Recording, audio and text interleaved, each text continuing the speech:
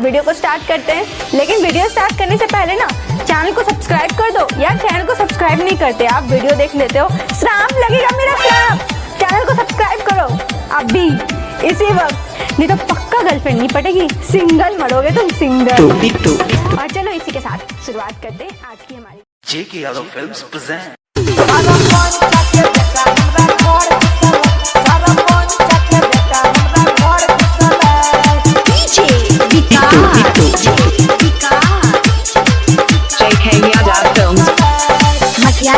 सीतामढ़ी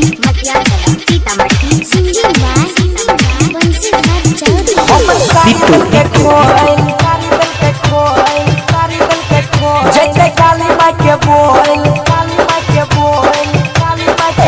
हमर सारी दल के खोल, जैसे काली माँ के बोल, हमर सारी दल के खोल, जैसे काली माँ के बोल। पकड़े में तनी एगो लाके हुसल, सारा पंचा के बेटा हमरा घर घुसल, सारा पंचा के बेटा हमरा घर घुसल, सारा पंचा हमरा घर घुसल।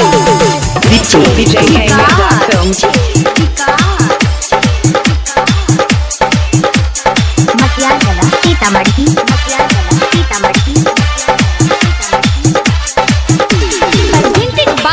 डीजे बिट्टू के भंगामा बाजार कुबारी चुला स्कूल के पास।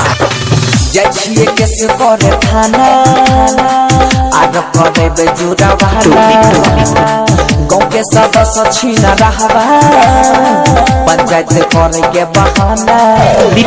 छोली दल के फायर देवे जोरम जोरम गाय, हमर छोली दल के फायर देवे जोरम जोरम गाय।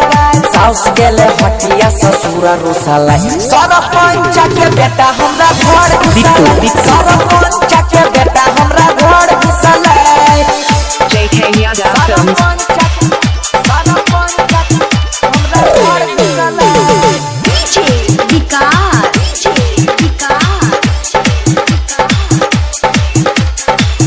जिसके नाम का मंगलसूत्र मैं पहनूंगी अपने गले में। Bittu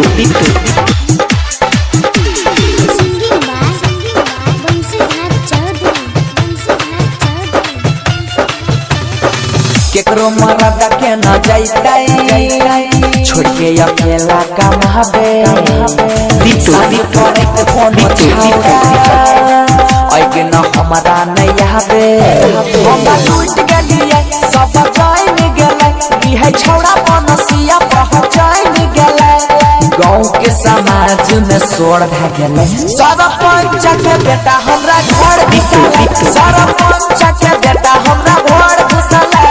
mobile number 82 27 84 50 86।